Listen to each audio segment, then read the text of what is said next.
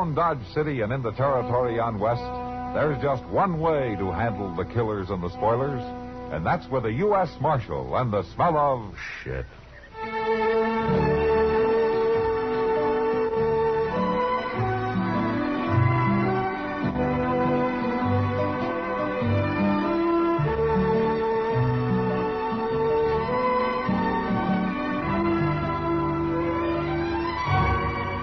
Gunsmoke, starring William Conrad, the story of the violence that moved west with young America, and the story of a man who moved with it. I'm that man, Matt Dillon, United States Marshal. The first man they look for and the last they want to meet. It's a chancy job, and it makes a man watchful and a little lonely.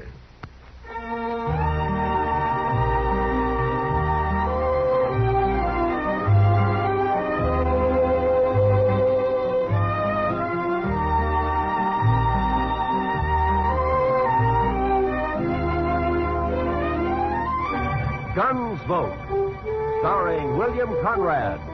The transcribed story of the violence that moved west with young America. The story of a man who moved with it. Matt Dillon, United States Marshal.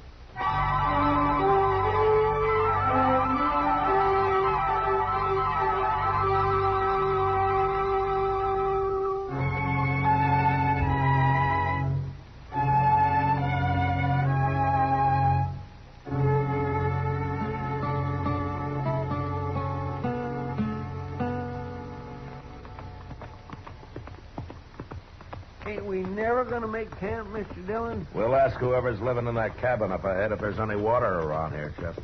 Most likely there ain't. These settlers put up a cabin just anywhere and then start praying for rain. Oh, we could have camped back on Smoky Hill River. No, sir. I'd rather go dry. Just as long as we make Dodge by tomorrow night. We'll make it. I never seen such a place as that Fort Wallace, Mr. Dillon. Man could go plumb out of his mind living there.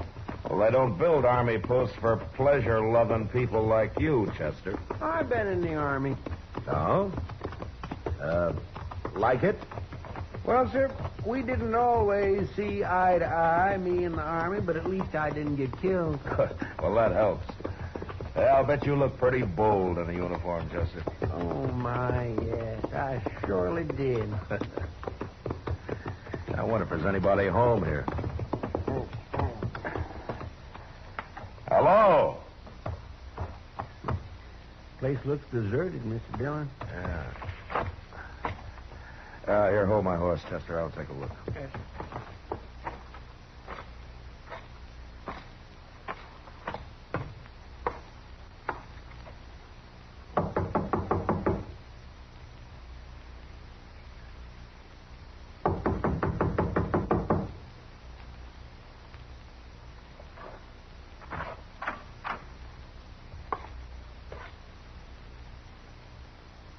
Ain't nobody home? There's a man in here, Chester, lying on the floor. What? He's dead. Somebody killed him.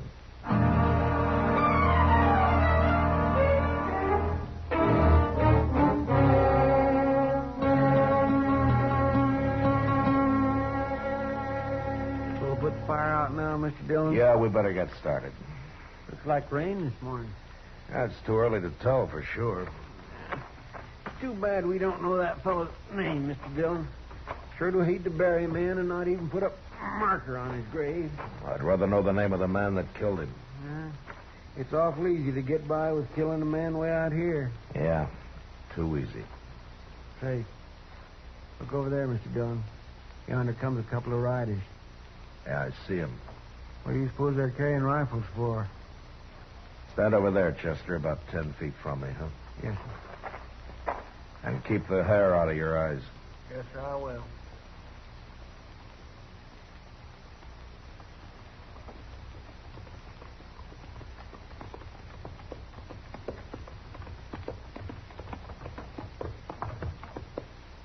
What are you men doing here?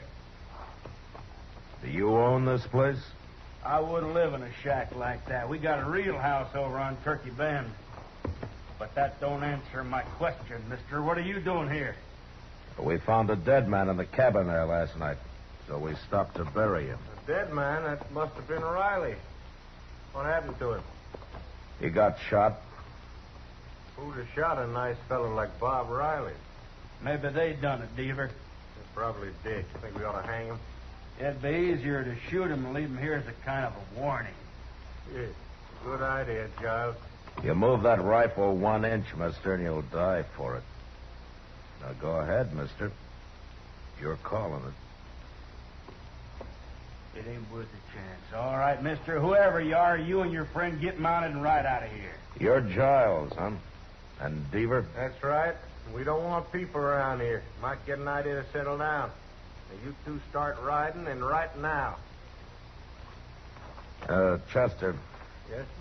That coffee you made this morning was weak as well water. Get that fire going again and dose some more, huh? Okay, sir. Sure got a lot of nerve, mister. He don't even blink, Deaver. Look at him. We'll be by here later, mister. We won't ride up so close next time. You better be nowheres around. Come on, Scott.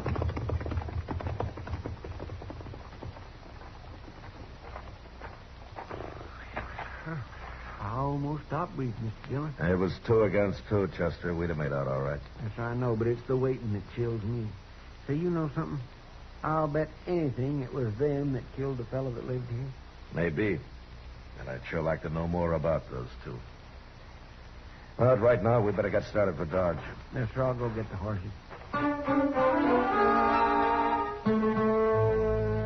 Chester and I got mounted and rode maybe 1.5 miles when we came across a sort of a camp. There was a man there, a tall man with long yellow hair and bright blue eyes that seemed always to be looking into the distance.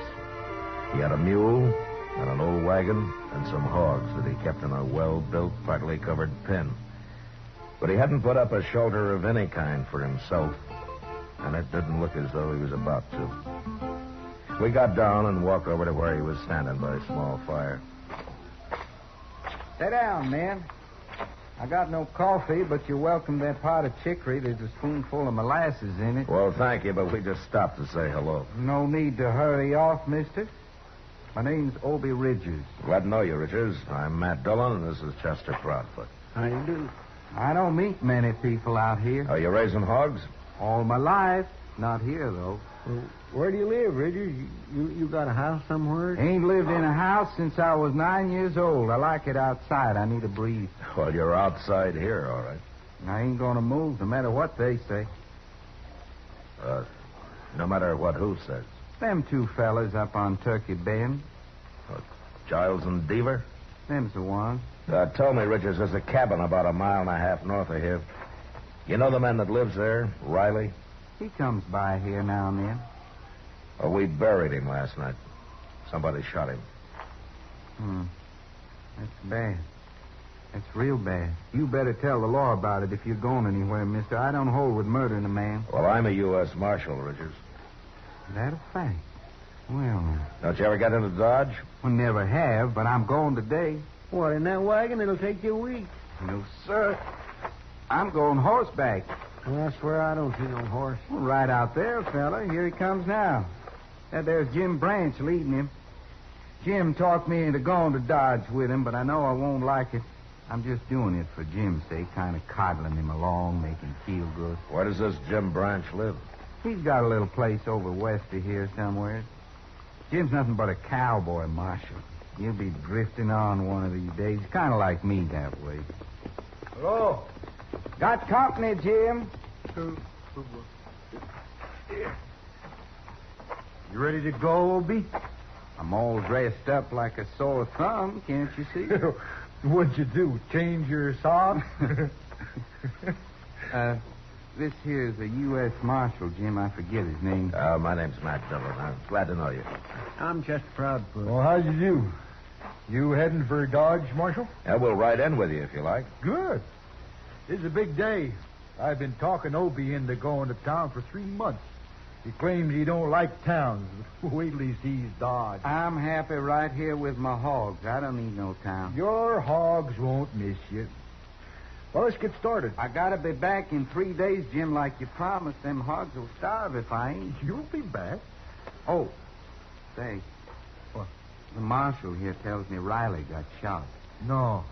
Says Giles and Deaver done it. Now, wait a minute, Richards. It looks like they did it, but if I could prove it, I'd be taking them in for trial right now. Well, it's too bad you can't, Marshal. They're no good, them fellas. Well, I can wait. They'll make a mistake sooner or later. But we better get going. It's 60 miles to Dodge.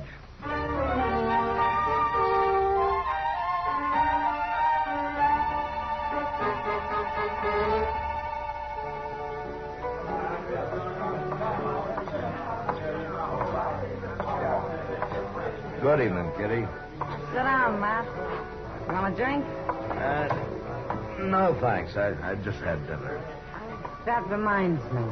Fella brought me a dozen quail today. Oh? I can cook them for dinner tomorrow if you're going to be around. Yeah, that sounds great. I'll be here. They ought to be ripe enough by then. You know, I never saw as many quail as there are this year. Riding in yesterday, we put up clouds of them. That Jim Branch seems like a nice fellow, Matt. Obie Ridges, too. Yeah, they are, Kitty. They sure make a funny pair. Maybe. But still, they're kind of like brothers. Look at him over there at the bar.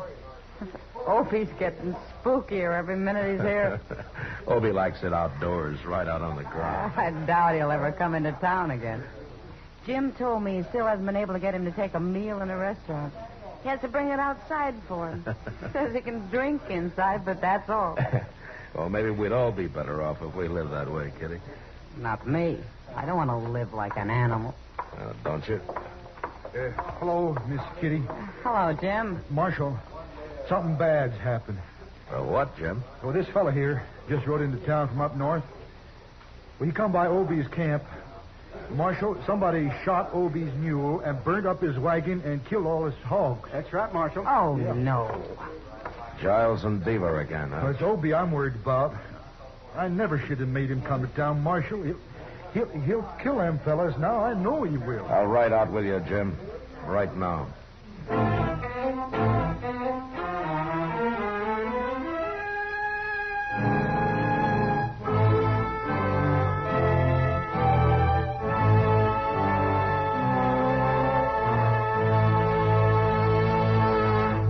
We will return for the second act of Gunsmoke in just a moment. But first, This coming Tuesday night on most of these stations, CBS Radio turns John Lund loose on his latest case of yours truly, Johnny Dollar. In the Woodward Manila matter, Dollar launches a search for a missing man and a missing fortune. And when the chips are all totaled up, the missing man and the missing money, each somewhat depleted, are accounted for. Don't forget, this Tuesday night at the Star's address, yours truly, Johnny Dollar. now the second act of Gunsmoke.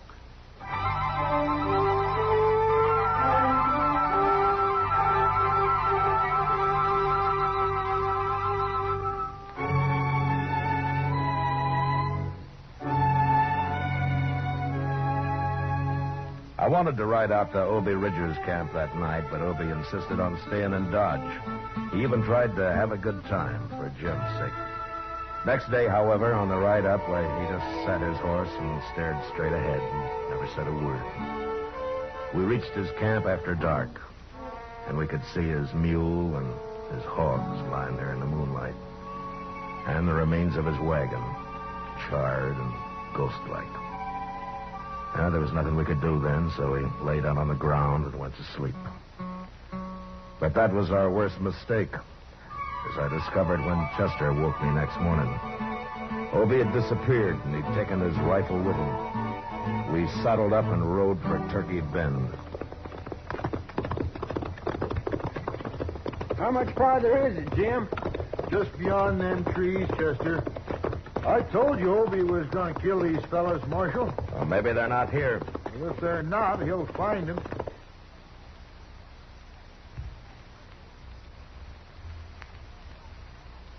So let's pull up.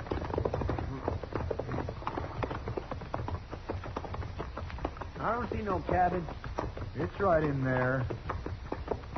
There it is, see? It's... Oh, sure. Wait a minute. Look over there, behind that log. It's Obie. Hey, Obie! We better walk over. Okay. Hey, what are you doing, Obie? Down, you'll get shot. Come on, let's run for it. All right.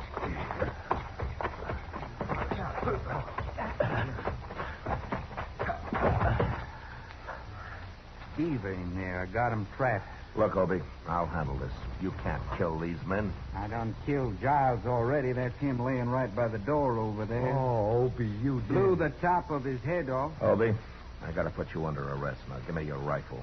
Wait till I kill Beaver. I can't hang twice. Give me that rifle, Obie. Now. You mean it, don't you? I do. All right, I won't fight you. Here. But I'd sure like to kill Beaver. Chester, take this rifle and keep an eye on him. I'm going after Beaver. Yes, sir. He'll kill you, Marshal. No. You'll be too curious at first. I'll walk over there with my hands up. But you wait here till I yell.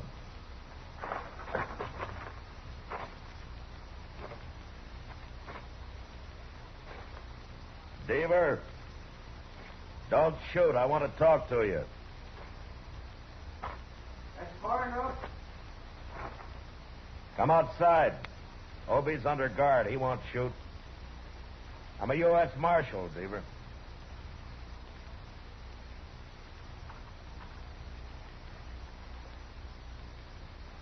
You're the feller we run into the other day up at Riley's cabin? I am. Now come on out. Thought there was something about you. I got Obie under arrest, Beaver. He admits killing Giles here. He killed him.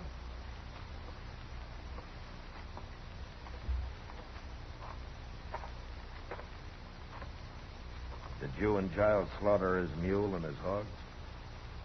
Ain't no reason to murder a man. No? No, it isn't. But tell me about you. Did you murder Riley? Well, wait a minute, You're Mark. going back to Dodge with us, Beaver. Oh, no, not me. Keep your hand away from that gun. Let's see how good you really are, Marshal. No!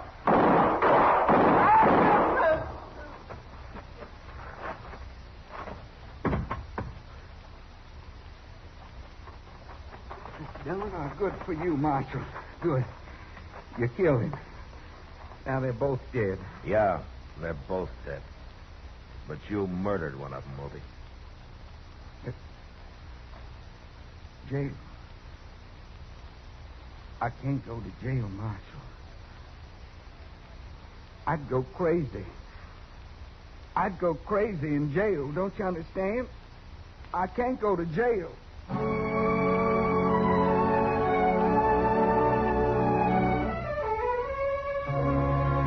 It was a hard thing to do, but I had no choice. And I took Obie back to Dodge and locked him up. A few weeks later, he went on trial. And after long deliberation, the judge sentenced him to life imprisonment. Obie stood up and said he'd rather be hung. Then I took him back to jail. And I sat there with him for a while. I thank you for everything you said, Marshal. You didn't have to do that. Well, I just tried to get the judge to believe you went crazy and you didn't know what you were doing, Obie. I knew what I was doing. I told him I did. Yeah, I know. Why wouldn't he let him hang me, Marshal? And he did what he thought was just, Obie. He didn't think he deserved hanging. I don't know how I've stood it this long in jail. I'm sorry, Obie. I wish I could help you. They got windows in the penitentiary, Marshal? Sure they have. Well, I'll be around later, Obie.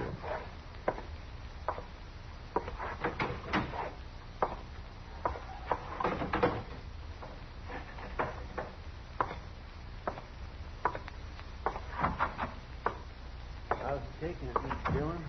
It's pretty hard on him, Chester. Where's Jim Branch, anyway? Oh, my, I ain't seen him since the trial was over. Well, maybe he'll come around later. I'm going to supper with Doc, Chester. We'll be at Delmonico's. All right, sir.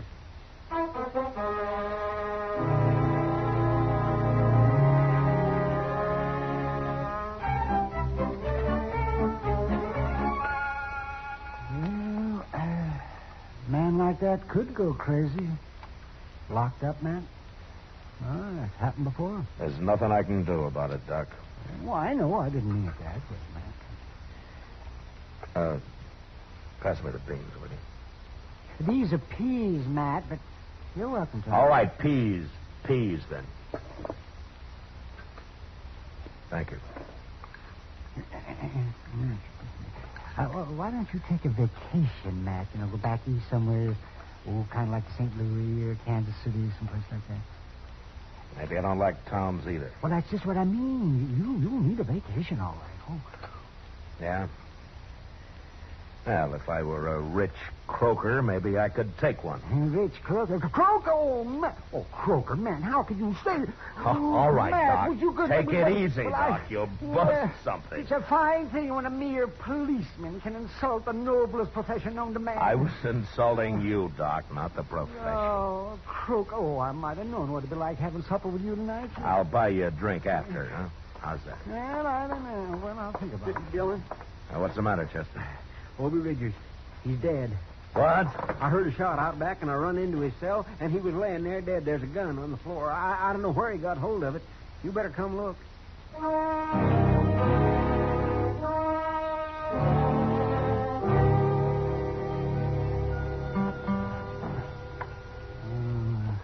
He's dead all right, man. You think he killed himself, Doc? Well, the gun was held right close to his head. Yeah.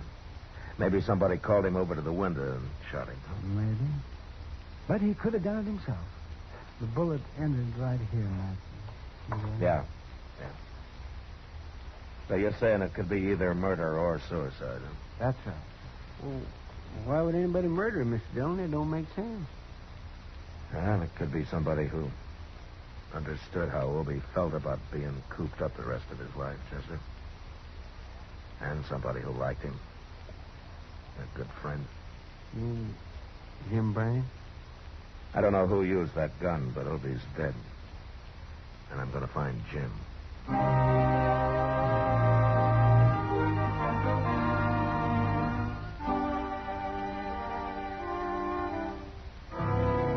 Jim Branch wouldn't talk one way or the other. So I charged him with both murder and abetting a suicide, and he was brought to trial. The trial didn't last long due to lack of evidence, and Jim was freed. He left the country soon after, and I never heard of him again. As Kitty had said, he and Obie were kind of like brothers.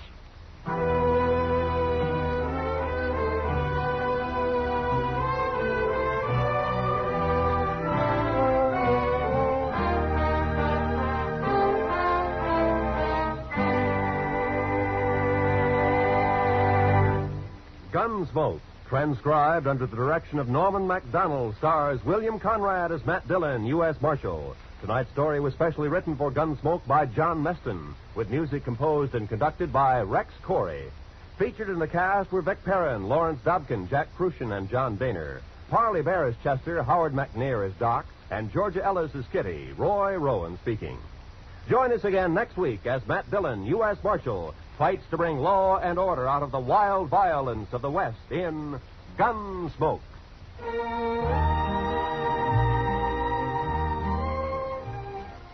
From all corners of the globe comes the news, edited and reported for your listening pleasure on CBS Newsroom Sunday Desk, every Sunday afternoon on most of these same CBS radio stations.